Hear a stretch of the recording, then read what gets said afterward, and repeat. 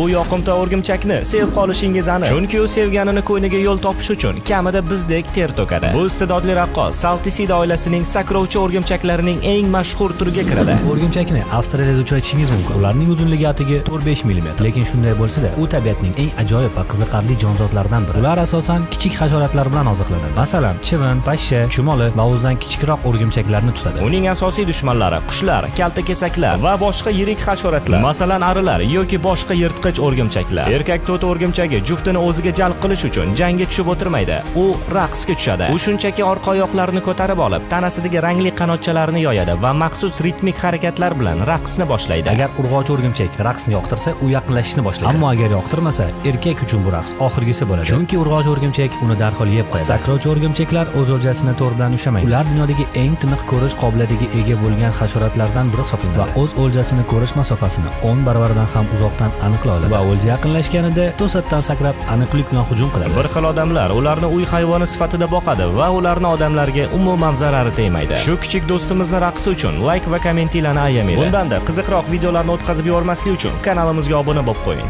Rahmat.